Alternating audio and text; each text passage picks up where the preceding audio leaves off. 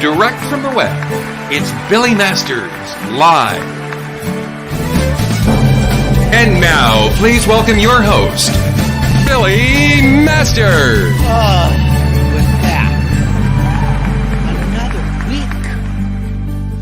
Oh my Lord, welcome back to another week of Billy Masters Live. Please, somebody thank you. Monica is on top. She's got the trigger finger for the date. Today is Tuesday, September 15th. And you know what, kids? This is shocking to me. Look, I got to arrange my foot. My foot is got a life of its own. That was my left foot, by the way. This is our 50th show. 2 shows a week. That's 25 weeks. Oh my God, this pandemic is endless. Can I just tell you something? When I started this show, and you know, as we all know, it was Seth Rudetsky and the Actors Fund who got me started, blah, blah, blah. I've said it so many times. Thank you. Seth and his husband, James, were doing 2 shows a day. And I was under a little bit of pressure of how many shows was I going to do. And at first, I was going to do a show Monday through Friday, 5 days a week. And I thought to myself, in the back of this little head, I thought to myself, do you want to do 5 shows a week? That's when I thought I wasn't booking guests. I was just going to talk to you people, that I wasn't going to do hair and have a set and everything. I was just going to come on and say, hi, what's happening? You okay? Do you have a question? And then get out of here. But anyway, the show turned into something else. But let me tell you something. If I had to do 2 shows a day, if I had to do 1 show a day, I would be dead. That's where I would be. I would just go out and say, take me, COVID, because it's just too much pressure. Anyway, God, I have so much I want to. First off, I don't think I've even talked to my friends about this. Let me just warn you people watching this is something. I am old. Now, I don't know if you can see. If you look right at my eyebrows, there's a couple of white, I think they're on this side, white brows, like just white, like scraggly, like just from a witch. There's a couple of white hairs coming on my brows. And I don't want to pluck them because I have a pretty wide space between my eyebrows as it is. And if I stop plucking white, I am going to have no eyebrows. So I don't know what to do about these eyebrows. Just like a strand here and there. Bizarre.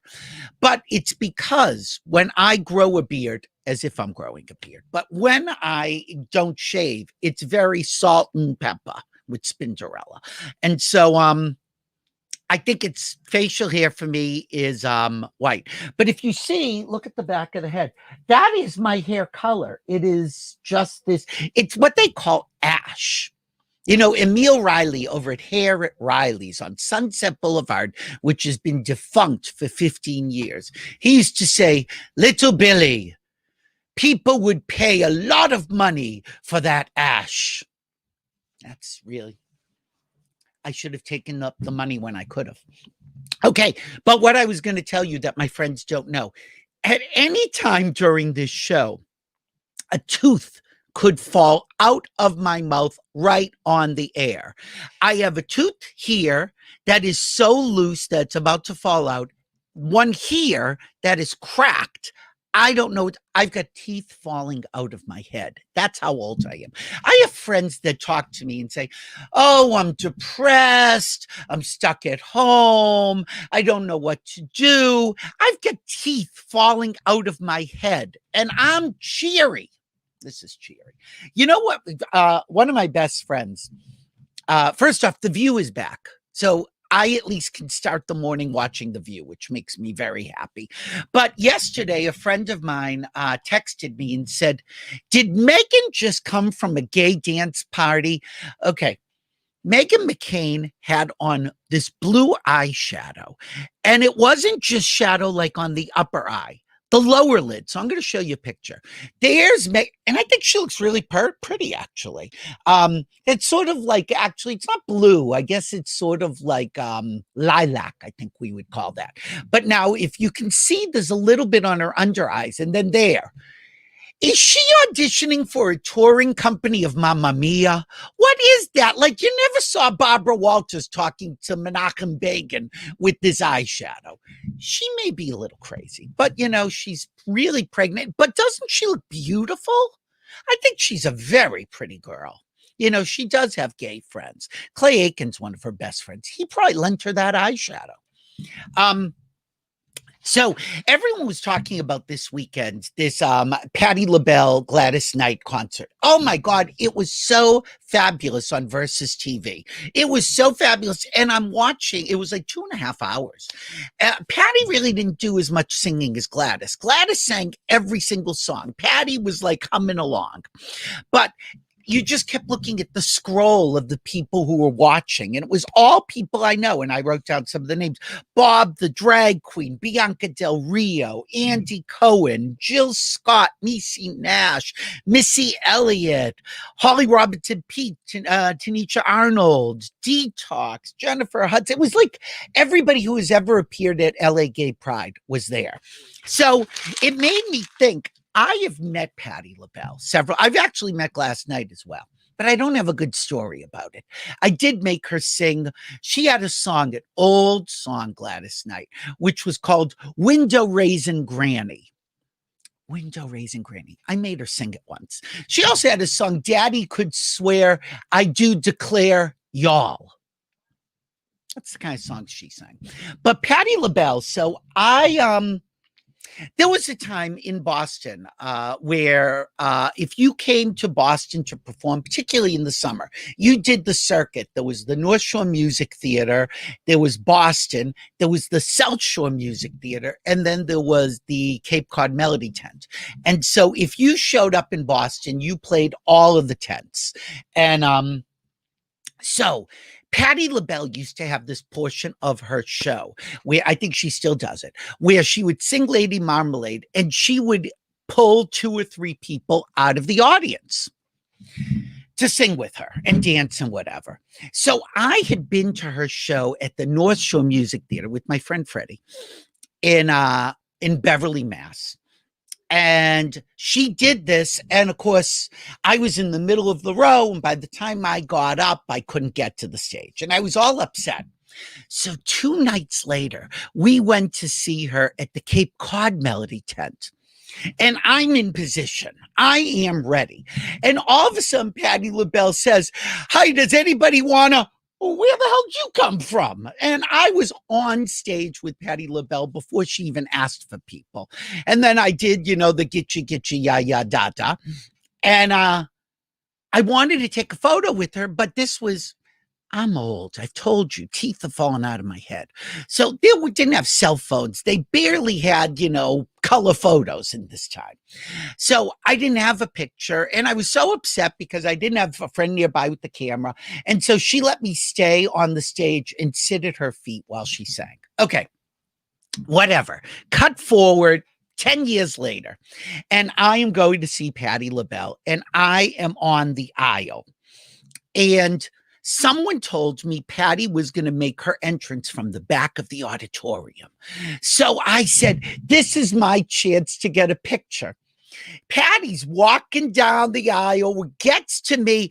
I jump like a puma. I jump out into the middle of the aisle. My friend takes a picture. This is the photo. Now, Patti doesn't even know I'm there. She's singing and I'm in the picture. It's not the best picture, but it is a picture. Anyway, that's my Patti LaBelle story. Because, I always like to start with the story. What else is going on? There's nothing else going on. I have so many people to talk to that we're just getting to the show. During these COVID days, it is really important to have people that you can talk to, people you can ask advice from, people who are either in the legal profession or in government, because we're really so confused. We don't know what's going on. They really don't know what's going on, but at least they can guide us. So I'm very fortunate. I have someone in my family who is a government official and a lawyer and I've slept with his husband. So I've got a triple threat here. And I am thrilled when every once in a while we bring him on. City councilman from West Hollywood, former mayor of West Hollywood, John Duran is here. My husband-in-law. Yes, I love this sleeping with my husband. I love that. Well, somebody had to. Many did. Trust me, many did. Yes, I know. There's videos. I don't have. He want to grab you for it. He want to grab you. Yes. So John, I've been talking to a lot of people in West Hollywood, and by the way, people, if you are on Facebook, John Jude Duran does these daily, I guess they're daily updates on infections, deaths, changes in policies, good advice, things to look out for. They're really great, even though I'm not directly posted. They're not directly posted to my page. I'm not on that special list that you sent it to Karen Oakham and that whore that you slept with, what's his name, and Troy Masters and all those people. I get it second and third hand, which is fine. That's how I get most things. You know what? They all ask to be tagged. If you want tag me. Tag you every day. I would like you to tag me repeatedly. But anyway, so what is going on right now in West Hollywood? It sounds like the numbers have gone down in terms of new infections. Yeah. I mean, we're finally getting a little bit of a reprieve here. The number of cases and deaths are not only falling here in Los Angeles, but all over the country. So thank God, it seems like, and all over the world, we're flattening the curve all over the world.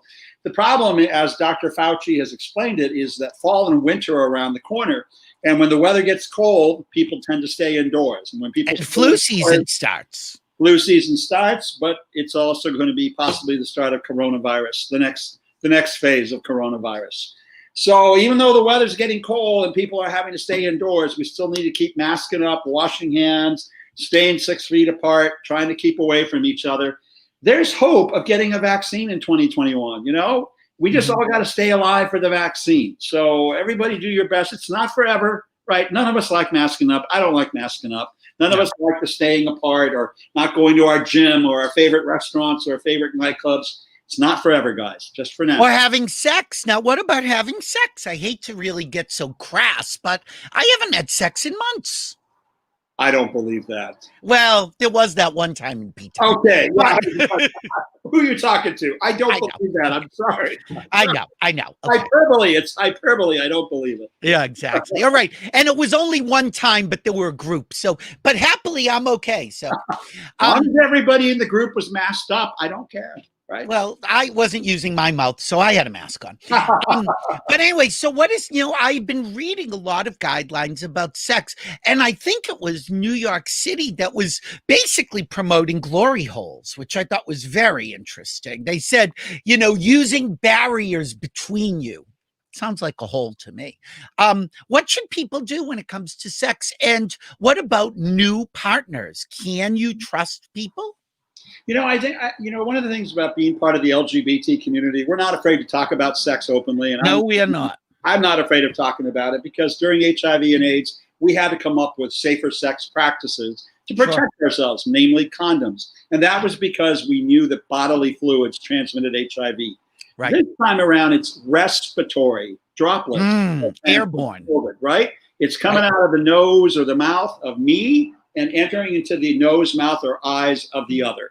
So as long as we're putting up some blockage between nose and mouths, we're okay. And that's why, ironically, glory holes do somewhat seem to be available because you got one person's face up here, the other face down here, and a wall between you. You're not really exchanging droplets or aerosolized infections. Allegedly, yeah. Right. And so, that is... leave it to New York to come up with it, but I republished that same article here in West Hollywood that, you know what, it's about thinking logically. How do I keep my respiratory breath in and out away from your respiratory breath in or out? You can come up with positions and sexual practices that respect that. You can figure it out. You can figure it out. Okay. West Hollywood specifically, what's happening with businesses and restaurants and shops? Because I think people think of West Hollywood and they're thinking of the big places they see on TV. What they don't know is West Hollywood has a huge amount of really small shop fronts with really high rents. So how are those people surviving, if they are surviving? Well, I think every commercial district in the country is under some form of threat. I know we're here in Los Angeles, Alvera Street, Mariachi Plaza in East LA, under threat. Central Avenue, where all the jazz clubs and the Black community came of age here in Los Angeles, under threat. The Venice Boardwalk, under threat. Oh, God, I didn't even think of that. Yeah, because all of these small retailers, they all are not able to function. They're not bringing in revenue, but they all owe rent. So all of these historic commercial corridors are under threat. I mean, here in West Hollywood, it depends on what club you're talking about. Mickey's, let's use Mickey's for an example. Okay. Now, they own their building, I believe. Yeah, Michael Niemeyer, who owns Mickey's, he owns his building. So he's still closed, under no threat to have to relocate. But presumably he still has to pay a mortgage and taxes. No, I think he's building it. He owns rent-free. Oh, he does. Okay. Yeah. But then we talked about three clubs that just happened in the past week: Rage, Flaming Saddles, and Gym Bar. All three have closed. They are not going to reopen. Well, not yet. I know that Flaming Saddles, I'm sorry. Gym Bar is in the process of looking at a new location in the more central area of West Hollywood. So I'm hopeful, and I think Gym Bar is going to reopen in a new spot. Flaming Saddles, they could have reopened because they have a kitchen. Anyone anyone's got a kitchen can reopen as a restaurant. So does Rage, for that matter. So does Rage, but neither of them wanted to. And, talking to the owners, they didn't want their liability. They didn't want the possible having to deal with COVID-19 impacts. And for each of them, they just decided to walk away. So what am I doing right now? I'm meeting with the property owner of the Monty Overstreet, meeting with his husband and saying, Monty, whoever's coming in next has to be a gay bar. We've got to keep the structure and the integrity of historic Boys Town intact. I need to make sure that, whoever you're bringing in next, that they add to LGBT profile of Santa Monica Boulevard, not take away. And that's how, fortunately, I'm in a small town. I've got 36,000 people and 1.9 square miles. And, 15 gay bars. So I can actually do individual attention to each one. And it's worth doing. So that's what we're doing at City Hall. We're meeting with individual businesses saying, how can we help? How do we get your operations outside? Because it's about turning the insides out, right? If you get people outside where they're apart, they're less likely to transmit COVID. So everything from the yogurt stop to Rocco's to the Abbey, everybody's moving their operations outside. And they're able to start bringing in revenue, putting people back to work, and getting us back towards normal. And thank God that, again, West Hollywood is in a lucky position because you can have people outside year round. Right now, I'm with my parents right now in Boston, and everyone here is very worried about that in the next month. It's gotten pretty cold already, believe it or not. In the next month, all those businesses that were able to have restaurant seating outside are going to have to shut down because what do you do? Yeah, that's going to be problematic for places that get very cold. All up in the north, or get very hot and sticky like Miami Beach. I cannot being outside very much. It's too sticky. But LA, we're going to be able to do that. I think, Palm Springs will be able to do it. The Castro, I'm not sure what they're going to do. It gets cold there too, right? Very, very cold. What happened? I remember when the pandemic began, people were talking about that that businesses and residents could not be kicked out based on not paying rent, not paying mortgages, etc. There was a moratorium on evictions. Is that still going on? It is, yeah. In fact, I was the sponsor of the eviction moratoriums for both residents and commercial businesses in West Hollywood. That expires at the end of this month. However, I put on the agenda extending the moratorium into 2021. If I can get two of my colleagues to vote with me and join me, then we'll have a majority vote of 3 to extend the eviction moratorium throughout the rest of 2020 and into early 2021. We just need more time. We need more time. The landlords are not happy with me. They're really angry because they're trying to get their rent. They're trying to get their rents. I understand it. I keep saying, who are you going to get rent from? Who's going to open a new club or a new restaurant or a new business in the middle of a pandemic when they can't serve customers? Nobody. Work with who you got there. Let's figure out a way to make it work. We just got to keep everybody afloat and treading water a few more months. So what is the vacancy level right now? Because I keep reading in New York that there is more vacancy than any other time in history for apartments in New York City, that people left the congestion of the city and are now deciding, oh, I can work from remote. I don't ever have to go back. Is that happening in LA and West Hollywood specifically? It's happening in offices. Really? Office vacancies are up, and it's primarily because a lot of people have the ability to now work from home. What has to change in terms of cities, we got to change the zoning, because it's technically against the law to operate a business out of a residential apartment. That's got to change. That's got to change between the internet and people doing business, or Amazon. I mean, the entire way in which we do commercial transactions has changed because of technology, and cities got to catch up. So I'm hoping we're going to be changing the zoning so people can live and work in the same space in the future. My neighborhood in West Hollywood, and we've talked about this, you and I, is a mix, because I'm below Melrose. So I have had the old Russian Jews, I have had the families, I have had the gay boys, I have had the yuppies. They're all on my block, and it's always been this great melting pot. And now it seems like the streets have really been very deserted. So I was just wondering, are people leaving the city? We're not seeing that here in West Hollywood, primarily because of the eviction moratorium. The reason the streets look deserted is people are sheltering at home. That's the reason we actually have our positivity rate in LA down to 3%. That they are staying home. They're staying at home. They're not out. I go out every now and then. I've been going to various restaurants and check in on people, but I do what everybody else does. We mask up, tables 6 feet apart, trying to follow the rules. I don't want to get sick with COVID. I didn't come this far to survive HIV to get taken out by the next pandemic. So by the flu. People who feel the same way. So none of us want to get sick, God forbid, or give it to another person. So we're all following the rules. And lastly, we've got an election coming up. I have gotten my mail-in ballot already.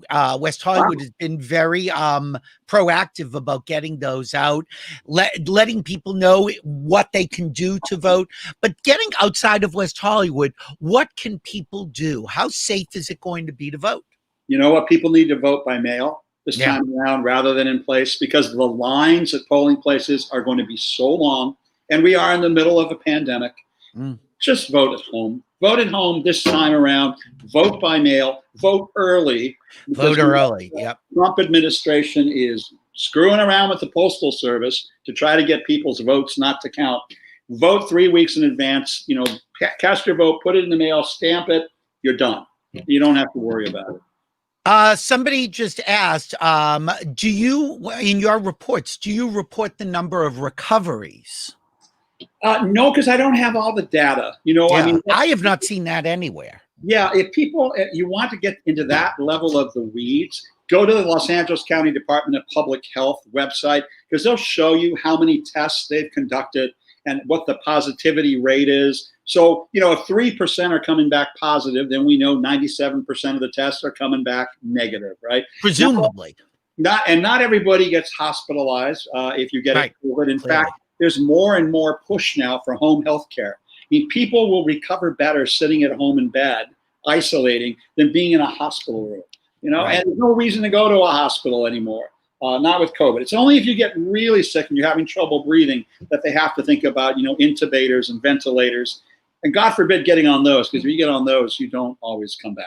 No. So, and somebody else asked, and I read a lot of comments about one of your posts about Rage closing, is that a lot of it there seems to be an argument that a lot of landlords and building owners would like their places to be vacant to attract some high-end business. And there was talk about that there should be a vacancy tax and blah, blah, blah. Do you have anything to say about that? Yeah, but here's the problem with the vacancy tax. We don't want to incentivize them filling the space up with just anyone. Because if we get them to start filling up empty spaces with anyone in order to avoid a vacancy tax, we're going to get a lot of Walgreens and a lot Yeah, well, that's true. stores, chains, Starbucks, fast food, Subway sandwiches. That's not what we want Santa Monica Boulevard to be. Well, We do you have want it much to be say that over? Do you have much say over that? Because you said that you were Zero. meeting with Monty to talk about it should be another gay club. Right. Ultimately, if a straight club wants to go in and offers him the money, he's going to take it. I would guess. Well, I think ultimately any club, he's going to go with a club because it makes sense to go It's with a the club. setup, or a restaurant, I guess. Any club or restaurant that opens at Santa Monica Boulevard and San Vicente, you're going to become gay, whether you watch Well, it. you say that, but the Abbey is very straight. I think it's pretty mixed. I mean, I've been in there recently. You know, Oh, I haven't been pretty recently. mixed. All right. Yeah, it's pretty mixed. But isn't that true about all gay bars these days? That they're all Yeah. very mixed. Well, this is assimilation. We wanted acceptance, and it works both ways. So I suppose. Well, that's what I tell people. If you demand equality, you got to extend it. And that means not discriminating against straight people. No, So, that's true. And I will say, and I brought it up, the LA Blade is a paper of record. It is out there. Support your gay papers, because another gay paper in Chicago, Windy City Times, 35 years, ceasing publication at the end of this month, because, again, people don't understand everything is connected. If bars and businesses are closed, they're not taking out ads. So the newspaper doesn't have money to print. And It's all connected. I think that's true with the LA Blade. It's kind of like when Studio One got shut down, you know, and people were complaining, what about Studio One? And I would say to guys, when was the last time you went to Studio One? Right. About 8 years ago. I said, well, if you're not going for a decade. And that was a huge dance floor, and you could park a 747. People were not there. I know. Amazing. But then it became a straight Persian club, and sadly ended up in all sorts of conflicts with the Abbey across the street. But it was busy. So what are they going to do? Yeah, I know. That's why we have to patronize our LGBT businesses. Well, I agree with you. Got to go spend money there. And speaking of which, our next guest used to, he as Josh used to maintain the guest list. He was the gatekeeper at many clubs. And oh God, he's getting so close. Look, I'm looking at he's zooming. All right. Our guest, and he's a good friend of ours, Rhea Litré. Rhea. God. Hi, Rhea. But I know it's Joshy. Gasping right now. This is like the little gay boy dream in me. I am with John Duran and Billy Masters. This is wait, I'm putting you in the middle because you should be in the middle. Oh yes. Okay. Rhea, you used to work the door. Where was it that you used to work the door? What door did I not work at? I worked with Jeffrey Sanker and Paul Nichols. They had their dick and everything in that city. That is true. As did I. But that's all right.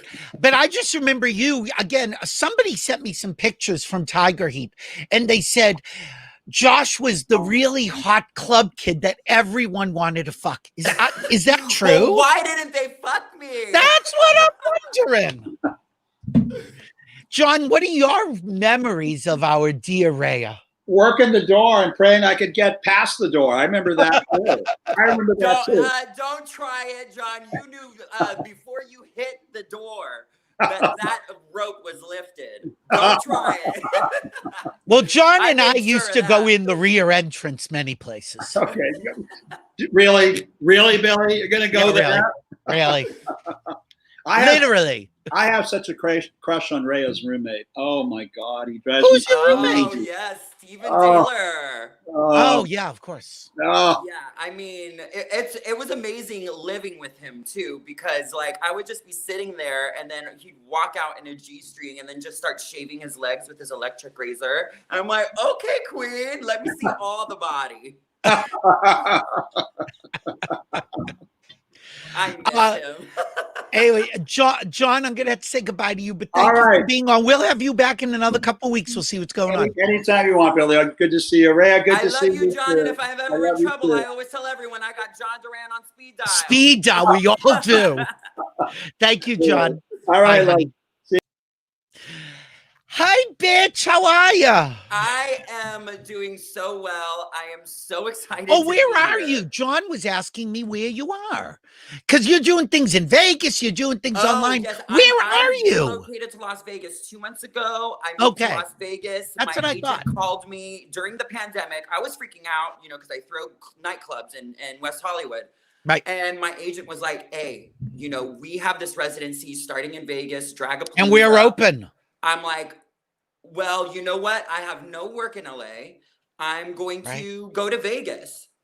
Where there's work. Coincidentally, my good friend Eduardo Cordova I know Eduardo. opened the Garden in the middle of a pandemic. And I know we were just talking about, like, who's going to do that? Bitch, the one who has the balls to do that is Eduardo Cordova. And they have a restaurant, and it's ran like a restaurant. And he's like, I just opened this club. Do you want to come work for me? So I had work. I found a place to stay. Yep. And I came to Vegas, and I've really been enjoying it. I do miss my friends, but let's be honest, all of my friends are in nightlife, and where do the nightlife kids go to party? And you're all working. Yes, well, it's every weekend here in Vegas. I feel like I'm in West Hollywood because I get to see all my WeHo friends. So it was a match made in heaven, and I'm really enjoying, breathing some Rhea Litré into this community. Did you give up the apartment in West Hollywood, or did you keep that as well? Absolutely. You did? Wow. My rent was $3,000 a month. No. Yeah. Wow. So I was like, and now I'm paying $1,550. I have a 2-bedroom. And you're making money. Community. Yeah. It's cute. I'm a rich white woman in Vegas. Let me tell you. And again, now, how is everybody out there? Because I keep hearing that Vegas is another hotspot for the pandemic. You guys okay?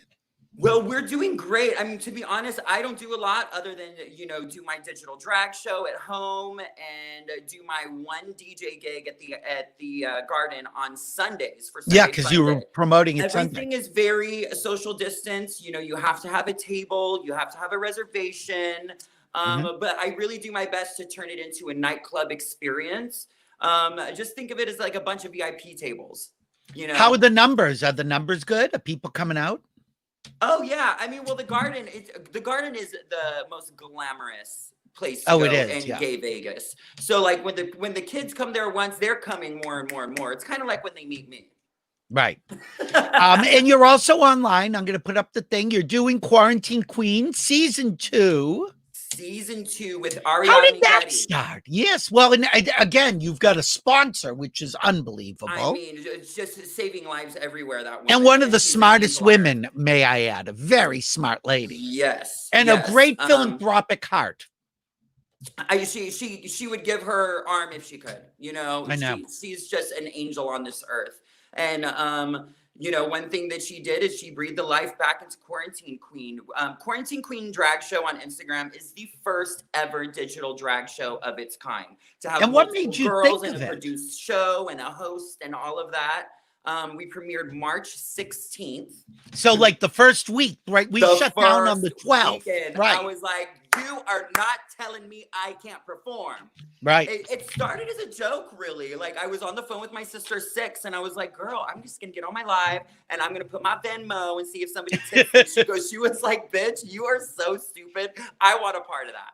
And I was Why not? Yeah, you know what? Let me get another bitch. I called Selena S. Titties, who's one of my favorite WeHo girls as well. And so Selena, myself, and 6 did Quarantine Queen. We did it 3 nights a week for like 4 months. And again, I just pointed out that this is our 50th show, so it's 25 weeks that we've all been doing this stuff. Wow. That's half a year. That is 6 months. It's crazy. I can't believe it. 2020 has literally just disappeared. And, for someone that I have a calendar of things that I'm doing every month, and this project and this project and this project, like everything got put to a screeching halt. Which is why we did do Quarantine Queen. And because I knew that I wasn't the only one that was suffering. All of my sisters all over the world were wondering what they were going to do. Not only financially, but internally. But just to keep busy. Yeah. Well, internally, I think for a lot of drag entertainers, we really have lived and fed off of the exchange of energy that we get from people at nightclubs and interaction and touch and sucking dicks in stall number 2. You know, I Thank miss you. that. And I do need too. that. And so I wanted to be able to give that to somebody else. And so that's why when Ari came in and she was like, hey, where's Quarantine Queen been? Like, this is making people so happy. Let's do it. Let's produce it together. And so season 2, I mean, we're ready. This Wednesday, we have Shangela, Laganja, this Queen Reese's from Las Vegas. We have giveaways by Andrew Christian. It's just such a fun, amazing show when we have interviews and giveaways and performances. You know, it's really about really transpiring that nightclub experience to your living room. How do you feel, I mean, about doing it from your living room? Can you keep that energy? Because one of the things I love about you, especially as a door person, you were setting the tone for anyone coming into a club. So I think this is a perfect thing for you.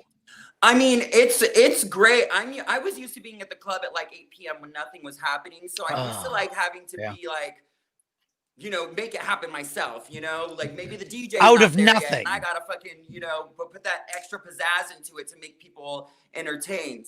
At the beginning, it was pretty fucking easy to do it, honestly. I was doing it with my roommate at the time, Jojo Guads, and he is just such a ball of energy. So it was great for us to bounce off with one another.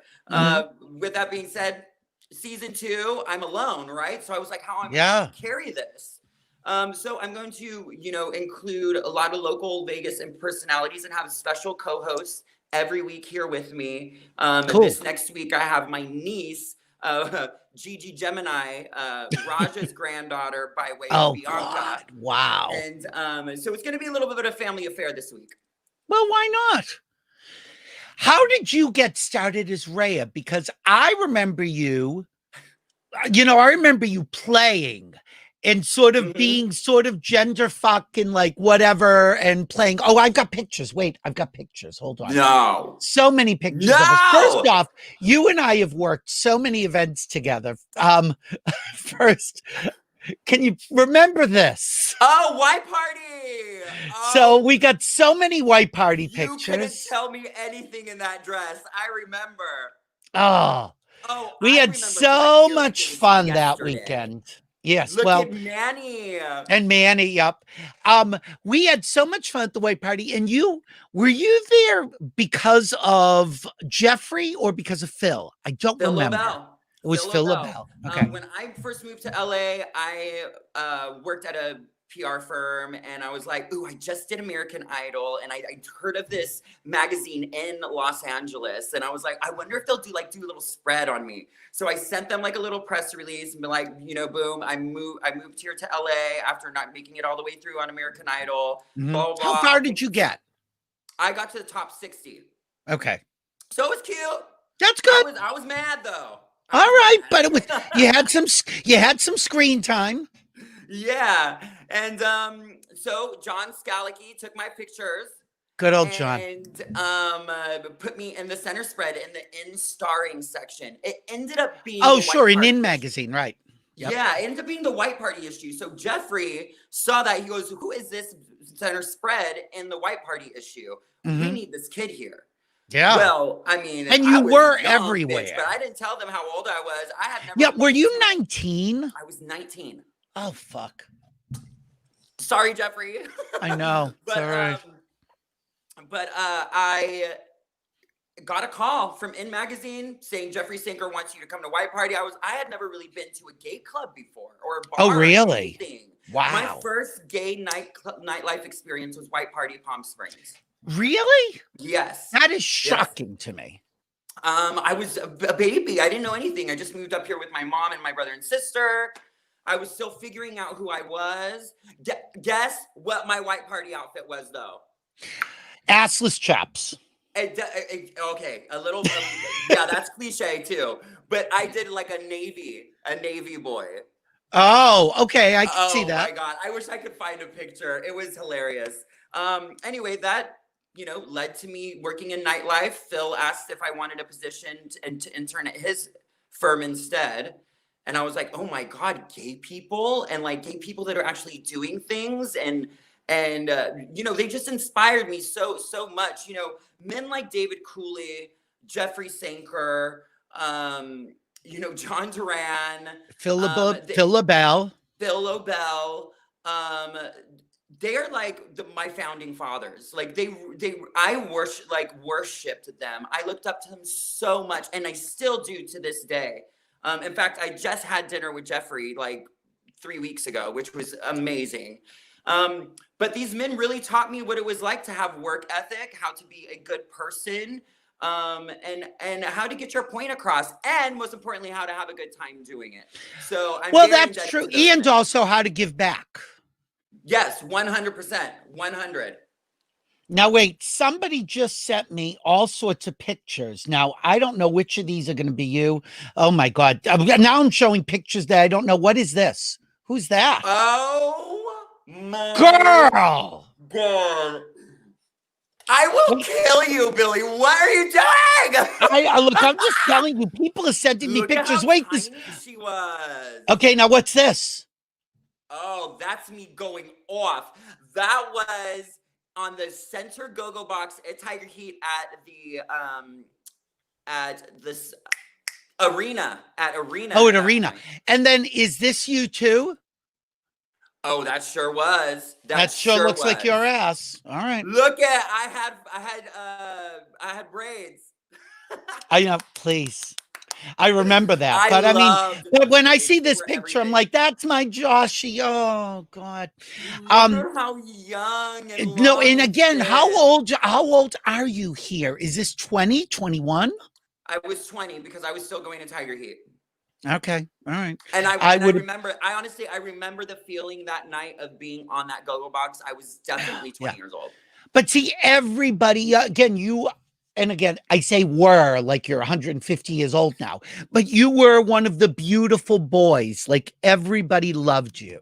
Honestly, I feel like that might have been one of the reasons that Rhea was able to be popular, because back when I started like really doing drag and doing nightlife stuff, there wasn't a lot of drag at the nightclubs. No, there wasn't. Dream Girls Review. You had your drag that was shows. It. Yeah. But it was a boys' town. It was a town for the gay boys. And it was a young boys' town. So at least you were young. 100%.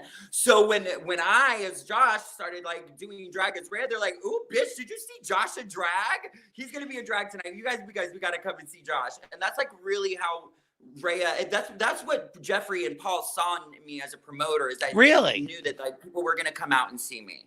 Do you remember your first performance as Rhea? Yes, are you kidding? I remember the first performance. It was Jennifer Lopez Get Right at Upland in Oasis. In Upland at Oasis. Oh God. Yep, that's how I got two drag mothers. Is that did you have a feeling both working that night? Did you have a feeling of empowerment that you didn't have as a boy? Oh my! You know what? More than anything, because I told you I auditioned for American Idol. More than anything, it gave me. You're a performer. To be back on stage, you know, and just the feedback. Drag is so powerful. It really makes you think. It makes you happy. It makes you angry. It makes you like. It really does make you get out of your own box. And I think that's what I loved most about drag. I loved the way that it made me feel, of course, but I loved the reaction from other people. And you know, and I'm no bitch sitting alone in the VIP. Okay, I am popping my pussy on the dance floor all night. I'm taking my shots of tequila. I am hanging out with you. I'm gonna sit with you at your booth. I'm really gonna host you. Well, and you also created a show even when you were Josh with the clipboard. You really, you were a performer then. Everyone knew it. People wanted to hang out in the line just to hang out with you. Yeah, they were always so sad when they would actually be like, "Do you want to go in front? You can go in front of me if we were in a conversation of some right, whatever." I would again, wherever you were, even if I wasn't going in, I would walk by just to say hi, because we also were friends. We got it. Like if you got it, you were part of that group. Hold on, we've been working with each other for a very long time. Oh yeah, let's see. What is this? Oh, that was in Anaheim. Yes, it Wasn't was Gay At Days. Yes. Gay All right. What Days. about, what is that? Oh, lucky What me, is bitch. that? Come Look at on. those two babies. Look at those Come pups. on. What is First that, off, a it's a size good thing you weigh 21? like 20. You only weigh like 20 pounds. So, I mean, Uh, it's fabulous. And then, oh, God, look at there's so many oh my pictures. God. But I Look at think one of my Hector. favorite pictures, and this is Hector. This one brings us back all full circle to Vegas. Do you remember this night? That was at Eduardo Cordova's Was that Revolution. Cher? That was at Cher. Do you remember that Phil That was at the LaBelle? Cher concert? No. That was the Cher nightclub. Cher SH. nightclub. Yes. Okay. And he Oh, brought a yeah. bunch No, of that us was in. Stripper Circus. Stripper Circus. Yep, it was. It was Stripper Circus. And Ugh, you got that like a little pirate cutie. hat on. And Brian Hay. Girl, she's a butt pirate beautiful for shot. sure. That was all Heatherette, straight off the runway. Yes. Yep. It was God, I mean, you know, when I look, there's so many pictures of us over the years. Please show me more. I love this game. Oh, I know. No, I think I've done all the pictures, but still my favorite one is just this because That is so cute. Brian Putnam, I think, took this, and I just looked on Facebook and it was there. Oh. I didn't even know. God rest So his soul, because Brian Putnam. only you would jump into my arms. Fearless. You know, I always think of life. What would you do if you had no fear? Right. So I like to think of that. If you're not scared, what would you do? I mean, you would do anything. Hopefully. So that's one of the mottos of my life. Hold on now. I'm frozen. I can still hear you, but look at that face. That's not a good face. So just hold on, and I'm going to unfreeze my camera. God, I hate this. Tell a story, Rhea. Okay. Well, I'm going to give you full screen. Tell people what Quarantine Queen is all about and where they can see it. Go. Quarantine Queen is all about inclusivity, equality, and diversity through the art of drag.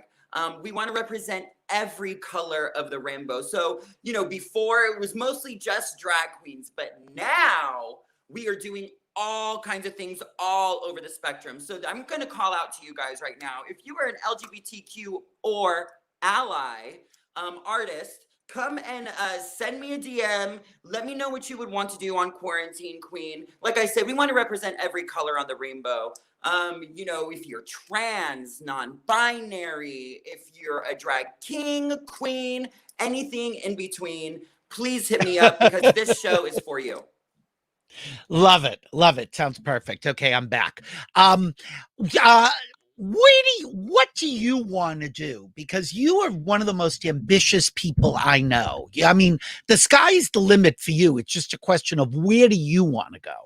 I want to continue making the world a better place. And I want to keep doing that and keep fighting and doing it on different levels. I think Quarantine Queen is a great stepping stone to do it, but I would love to be more involved in raising money and, you know, helping with the things that need to be done. Like, you know, much like Ari does. I'm very inspired by Ari and how generous she is and how she gives back and who she decides to give back to.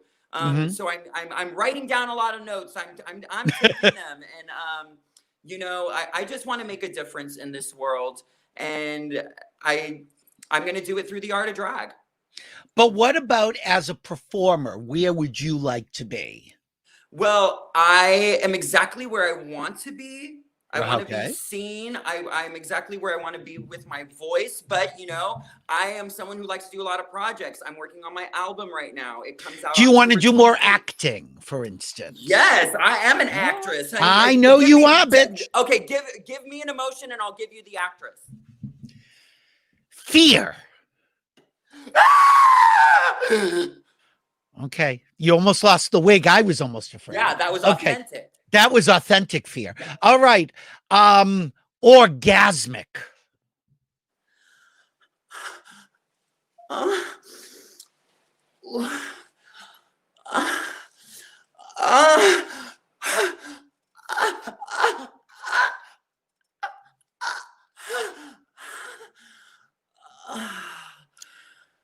Would you have sex with somebody in a car? Yes, absolutely. Okay, I lost just my making virginity in a car. What kind of car? I don't know. It was busted. It must have been Thunderbird. Were you paid? Did any money exchange hands? No, but I have been paid once, and it'll never happen again. Oh, tell. Who paid I you? was just really young. I was like 22. I needed coin. This old man who always came up to me at motherfucking Rage was like, "Boo, I could help you." I was like, "Oh my God, you can help me? Like, I need like $300 for my rent. Like, just, that's what I'm missing." And he's like, "Yeah, I can help you, but you got to do something for me." And I was like so hard up. I was like, "Fine." Whatever, right. So I let him blow me, and right. I got $300, and I cried. That's all that even happened. Yeah, And I cried. that's okay. You cried during or after? Oh my God, I cried. I went straight to my friend Javier's arms, and afterwards, when I got to his house, and he just held me, and I was like, But you had $300. I got $300. That rent was paid. So fuck them. Exactly. People, get your questions in for Rhea. You and I, we came through that club scene. We've seen the club scene change a great deal. And we were talking about that earlier. Drag wasn't as popular in the clubs. Mm-hmm. Now it really has changed, but it's also changed that drag is huge in straight clubs. How do you see, do you see the difference in how they react to you? Oh yeah. Everyone in the straight club wants to fuck me for sure. Really? Oh, boys and girls. Yeah, and everyone in a gay club wants to party with me. Right. You know what I mean? Course. Yeah, There's a big difference. There's a very different vibe. And the guys have an issue because, she's sexy. Okay? She's is sexy, and I exude the sex when you see me. And if you were a fucking tall, dark, handsome man, I am going to go straight up to you and ask you your name and your number because I'm aggressive like that. I'm a Scorpio, and I want you. I'm looking for a husband, so I'm going to go and get it. So they don't know how to really take it. They're like, especially if they see me from the back, because they look at me like, "Oh, look at Linda Evangelista," and then I turn around and they're like, "It's the man, Maury." Exactly, and it kind of fucks with them a little bit. Oh, sure, yeah, I love it. What about Vegas? Are the people different in Vegas? Lovely. Really? Something that I've learned here in Vegas, being here, is that this is a tourist town, and people come out here to have fun. People come out here to have a good time. So there's really not a lot of bad energy in Vegas, especially at the Garden. I mean, the Garden is so welcoming, as it has such a sense of family. And it's gorgeous inside. So people walk in and they're like, "Oh my God, it's like Disneyland." Yeah, it really is a beautiful space. Mm-hmm.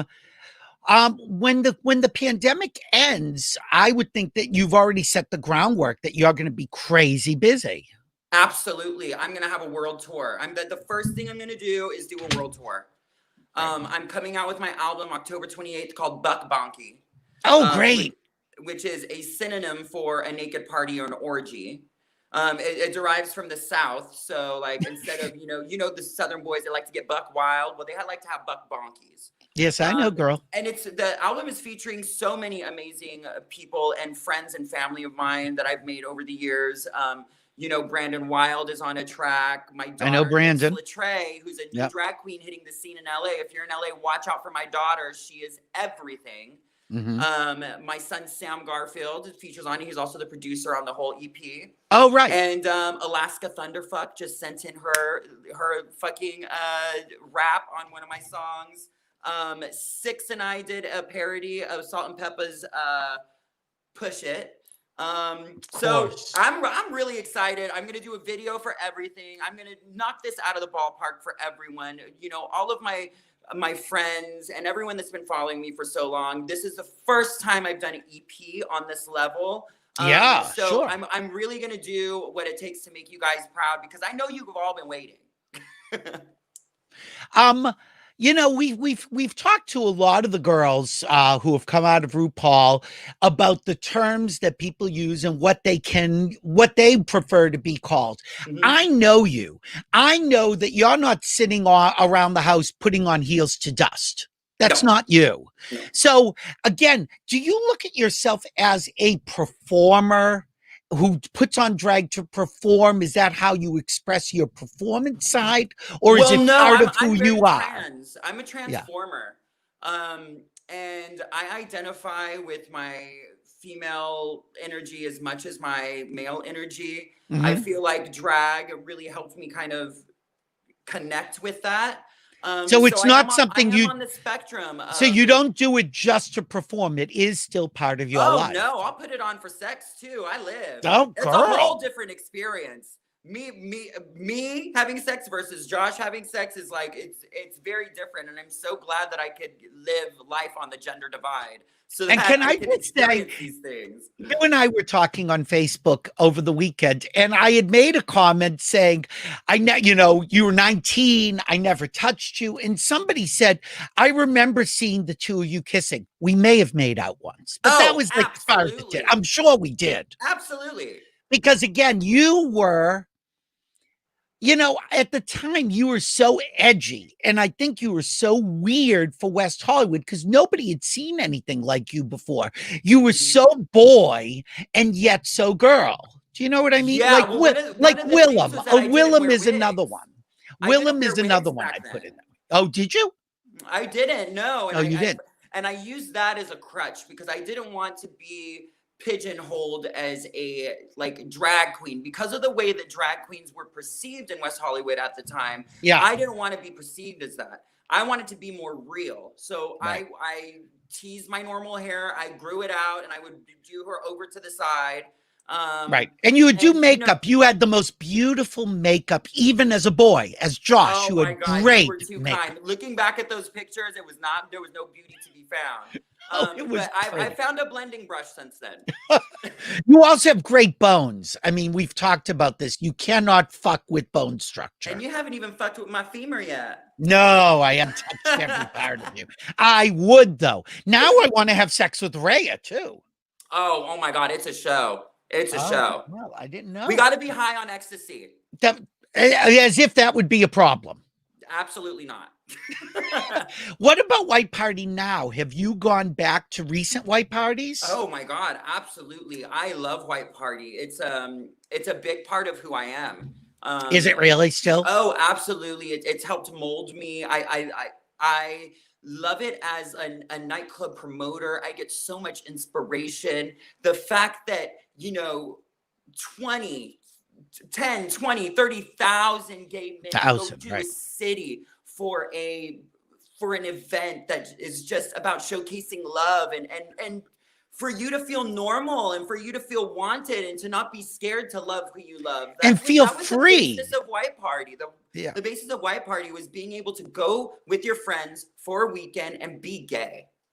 And be any kind of gay you want. Yes. I think that's I important. found a lot of empowerment in that. And I try to take that everywhere I go.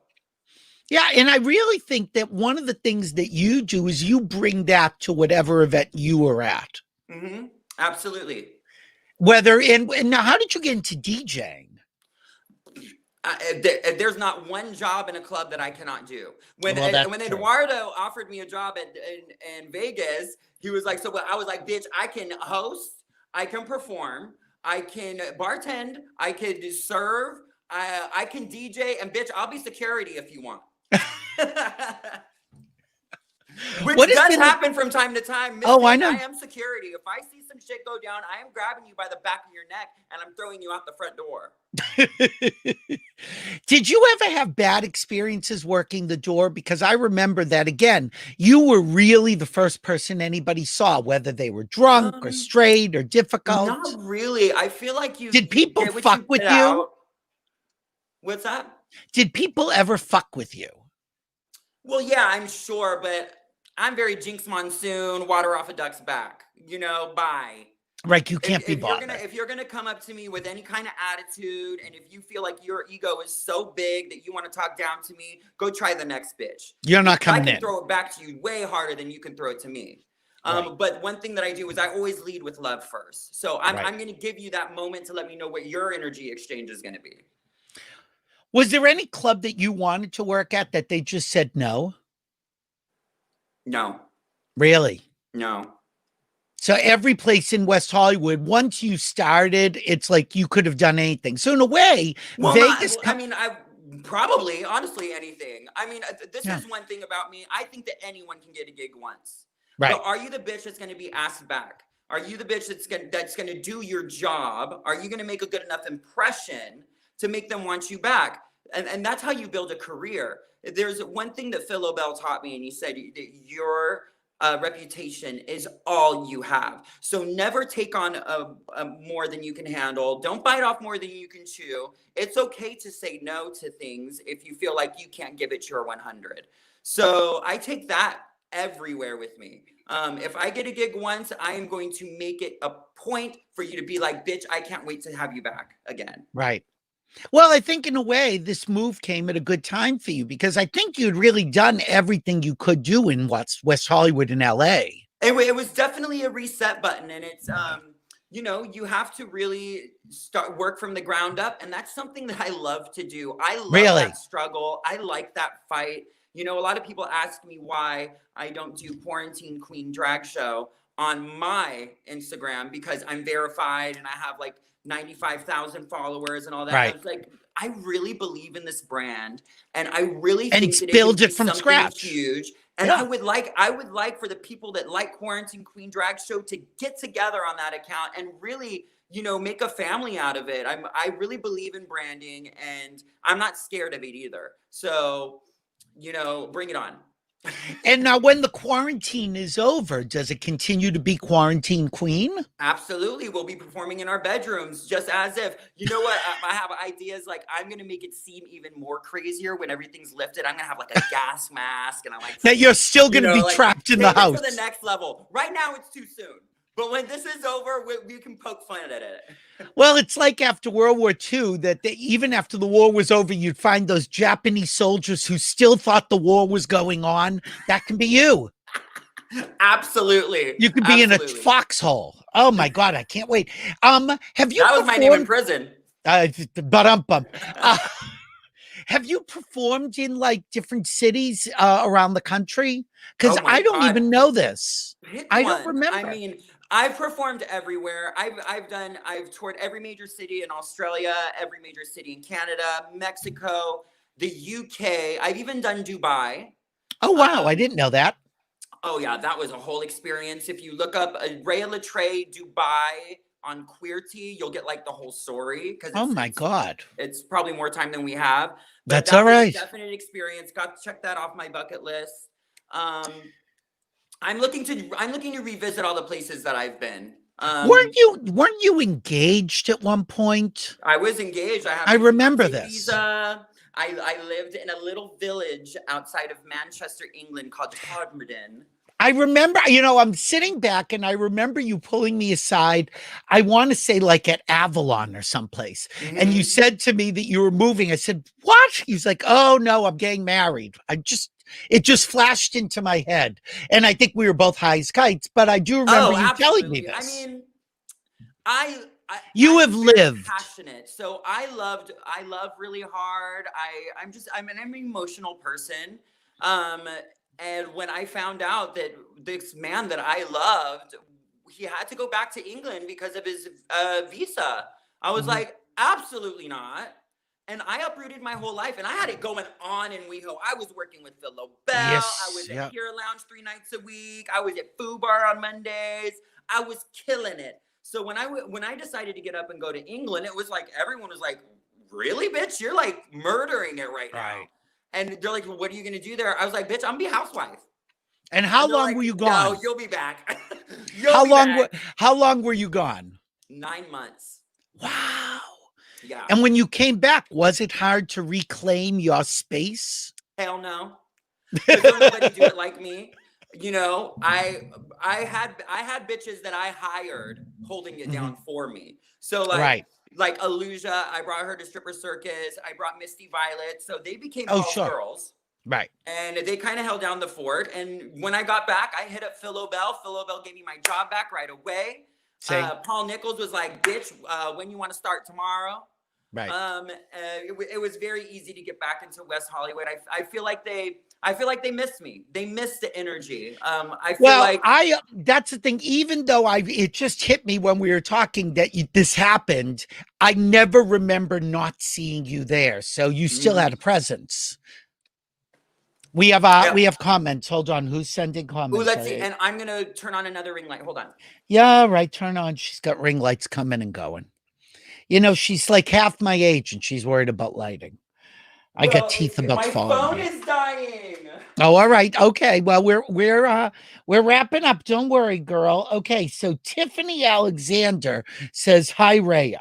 Oh, Tiffany Alexander is a legendary queen. Legendary queen from New Orleans. Hi, Tiffany. I went, I think it was 5 consecutive years in a row. Sandy Sachs bought the Bourbon Pub and Parade. Oh, right. For Southern Decadence. To bring a little bit of LA flair to the South. So she brought me and Billy Francesca. And that's where I met Tiffany Alexander. This is a queen, bitch. She all right, man. Look her up. Okay, then Aunt James. Hello, Billy and Rhea. Hello, Aunt James. So now, what do you think? We were talking with John Duran before about Rage closing and what can go in that space. I mean, 38 Rage years. Has been closed to me for years. Since the 2000. I know. Were so awful. I have horror stories. Everyone I know has horror stories. And nobody went there because of that. No, so that's true. You know what? This is a blessing that we got rid of them. And hopefully somebody with some coin comes in and breathes some life back into that place. And really, can they? I mean, those big clubs, can they make it happen again? They have a restaurant. They do. That's true. Restaurant at Rage. And if somebody goes in there and really knows, honestly, if I could get a sponsor and you guys give me the money, I will go. You could turn it out, and I will turn that place out. But we're going to change it to Rhea's. All right. Oh, Jesus. All right. Chip. Oh, Chip, who I went to college with. Love from Miami Beach. Thank you, Chip. Ooh, we love Miami Beach. One of my favorite cities in the world. There's just something that makes you feel so sexy when you walk in there. And there's no drag show like the show at the Palace. No, in the Palace. Too. Viva la Miami. Yeah, no, we missed the Palace, I will say. When this is all over, what is the first thing you want to do? Like when clubs reopen? I'm going on tour. That's the first thing you would do. I'm going on tour. So you're laying the groundwork now. And hug you, and I need to move. I need to travel. Yeah. Like my passport has not been stamped since December. So that's a problem for me. Yeah, me too. Would you keep would you keep Vegas then as your route? I'm not sure. Right now it's great. I'm very just, month to month right now. I'm cool. I think everyone is just figuring out how to really maneuver their way through this pandemic. And I'm doing it the best way that I know how. And it's through drag. And so, are you going out at all? I don't know where I'm going to be in 3 months. Are you going out at all? I go out to my Sunday Fun Day party at Garden. At the Garden, and that's it. Yeah, that's it. That's what you're not going to casinos and things. No. Yeah. I did go by I did go by last weekend to the Cosmo to the Chandelier Bar to have a drink, but then we left after one drink. And please, one drink there is like $5 million. I'm like, honey, I know. Pandemic crisis, drop it. Yeah, exactly. Steve Hatchett says, hi, Billy and Rhea. Hello, Steve Hatchett. Thank you for watching. Talking about Studio One. Yeah. Oh, so you were you, well, you must have still been in West Hollywood for the closing parties. Did you go to anything? No. It had already been closed for you. Yeah. I mean, I know. I got to experience these parties when they were fun. I know you and I both. I don't need to go see someone and mourn the party. I want to celebrate what the party was. because I feel Right. like the parties have all really helped make me who I am. So I don't want to go there and see the death of it. I'm cool. It seems like you're always looking forward to the next thing. You're not thinking back, oh, remember here lounge. Mm-mm. Well, I mean, yes, of course. I get really nostalgic with Here Lounge. I mean, I have a Here Lounge visor that I will not let go of. Oh, really? It's these are places that really shaped me. Oh, yeah. And as I'm getting older, I'm really starting to appreciate what I had in my childhood and how I got to experience West Hollywood. And Well, I you feel like had I a taught- lot of experiences and opportunities that nobody had, really. Well, it's because nobody else was doing them. So I created them for myself. That's one thing about me in my career. I never asked for a fucking handout. I don't come from money. I don't come from anything. I grew up in a trailer park in San Diego and the projects at the Blue Roof. Oh, really? I didn't know that. You know, I did What got you everything up to West myself. Hollywood? What brought you up to West Hollywood? Well, I moved up here to do American Idol. I wanted to do that. I wanted to be an entertainer.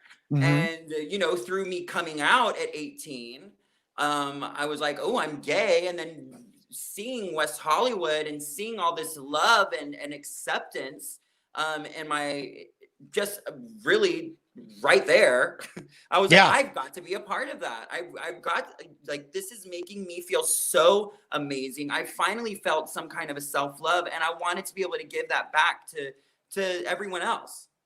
Did you know you were gay before you did American Idol? I mean, yes, but it didn't really have a name yet. I was, Mhm. you know, I was captain of color guard. I was no bitch, okay, queen. Like, I was captain of color guard. I was doing all that. You know, I got caught at 9 years old sucking dick once, you know. Oh, all right. Just Well, that's things. pretty Yeah, gay. things. But I didn't really come out to myself and really, I didn't really open up understanding who I was until I was 18. Mm-hmm. And did American Idol help you do that, being exposed to things in the entertainment world? Hell yeah, And- I saw Clay yeah. Aiken's gay ass getting guys at the Renaissance. I was like, I want to do that. Hello. Yeah. Who didn't? What were you like as a kid? I was a good kid. I was Were the you oldest really? of 3 kids. I was a good kid. I remember the first time that I ditched school was also the first time that I tried marijuana, and was also the first time I was caught, and I never fucking did that again. Like, All right. my mom was a super mom. She knew everything. She had eyes everywhere. Anytime I ever did something wrong or faltered, I would get caught. So I just did it. I was very dedicated to color guard and winter guard in high school. So it was Mhm. like, wake up 5 o'clock in the morning, have rehearsal with the girls, go to school, then have rehearsal at night, and then go home, do your homework, and go to bed. That was my schedule. And I think what people should know, because again, I knew you at 19, is that if you were part of that circle, we knew what everybody was doing. You weren't getting away with shit. And if you were a mess, you did not make it. You could play, but you had to get your job done. And Right, 100%. everybody knew everybody's business. And as long as you were in check, you were cool. When you Right. got out of control, it was over. And nobody ever like talked shit about you. Well, They really because, did. you know, I had Phil LaBelle over here. I had Jeffrey Sanker right here. I had Right. David Cooley watching me. And these Right. men were not just my bosses. These are people that I idolized. And And I mentors. was not going to let them down. I remember when David Cooley sat me down at the Abbey and he offered me Wednesday nights. You know, I was like, I am not taking this lightly. This is a really big, like, this is a big deal. You were giving me a Right. percentage of the bar, of the Right. Abbey. Like, you were like, Right. you were giving me a promotion, and I'm not going to let And you not down. only So- that, he was giving you an opportunity. Oh, 100%. That's what it was. And you know, and I had been working at the Abbey forever. No one ever said, "Here, girl." I had No. been working at the Abbey for years and doing Touch Thursdays with Murray. I started at Sanctuary with Tom Whitman. You Right. know, like I Oh, put in the Tom. work. Yeah, I put in the work. And so when David finally was like, "It's your turn," I was like, I'm ready. going to do this. It's not a game. I always had my idols and the people that I looked up to watching me. So I did my best not to falter. I'm not perfect, but No. I'm pretty damn fucking close. You certainly are. Okay. So you might not have seen this at the beginning, but we discussed at the very beginning of the show that on The View, Meghan McCain is wearing this lilac eyeshadow, upper and lower. Now take a look at that. Ooh, gorgeous. And then there. Now for daytime. Yeah, she better go but off. now, but for daytime. Sure. All right. Okay. It is 12 o'clock right now. Look at me, bitch. I know. And, do you think that maybe she just came from a gay bar and she was doing a show? Maybe. Absolutely. Absolutely. Okay. And you know what? She got tipped house down boots because she looks Yes. good. Okay. I think it looks good too. It does. Yeah. You don't expect to see it on daytime TV, but good No, for her. but you know what? Let him have it. When in doubt, freak him out. Well, and bear in mind, one of her best friends is Clay Aiken too. He lent her that color. Oh, absolutely. Absolutely. I wonder what shade that is too. I'm a need. Yeah, I don't know. That's sort of like bluish, lilac, metallic. Well, it's very pretty. There's like 4 colors there. You can tell that there's like the 2 blues, and then that's probably not even a black. It's probably a dark blue, and then they put maybe right on top of the lid. And then to have it on the bottoms as well. God love. I know she was really going off. She was feeling smoky. She might have had a date after. It might. All right, there you go. Look, I adore you. You know that. When I see this, and it makes me happy. I love you so much, Billy. Oh, you are my girl. And so let me just tell everybody they have to watch Quarantine Queen. What nights are you on? Every Wednesday night, 7 p.m. Wednesday Pacific Standard Time. Right, and Pacific. It's on Quarantine Queen Drag There, it's right in the middle, Instagram. right there. Right there in the middle. And then you're also, we got a glow up going on. We got a glow up with the and you got great guests. Again, great guests coming up. And if people are in Vegas, the Garden on Sundays. Garden on Sunday. I am your Sunday fun gay hostess. And if they're DJ. on Facebook, they can also watch you. You and I were talking when you were doing your makeup Sunday night. It was so fun. Yeah, I like to use all of my platforms. So, go to Twitter, go to Facebook, go to MySpace, go to all those things and find me, because you never know where I'm going to go live and when it's going to happen. So, girl, I love you. Up too, girl. I do. I love you. Thank you so much. And I'm so glad we got to see each other because it's been so long. This is, it's not every day I get in drag at noon, but Billy Masters calls, I will answer. On Sunday when you said, look, I don't know what time I'm going on, Billy, but whatever time he wants, I'm there. I said, we're family and I adore you. Thank you so much, Rhea. Billy. Take care. Bye, guy. Bye-bye. Oh, bye, baby. Oh, my God. Thank you for watching Billy Masters Live. Another fabulous show. Thursday, an even better. Well, I shouldn't say better. Oh, she's not here. It's okay. Better. Tribute to the Golden Girls. Yesterday was the 35th anniversary of the premiere of the Golden Girls.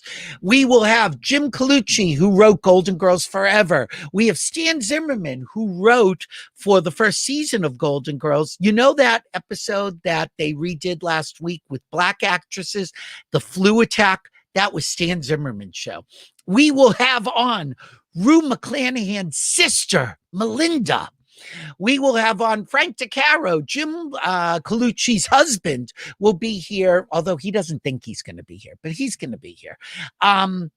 Maybe we'll get Betty White, the only living Golden Girl, the only one I don't have a photo with. So you never know who's going to be here. Of course, really, I say the only one I don't have a photo with. Does this really count as a photo with Patti LaBelle? Betty White, I would settle for this. So if anyone has a connection with Betty White, I will go over. I'll wear a face mask and then just take it off really quickly. Anyway, all right. Thank you for watching Billy Masters Live.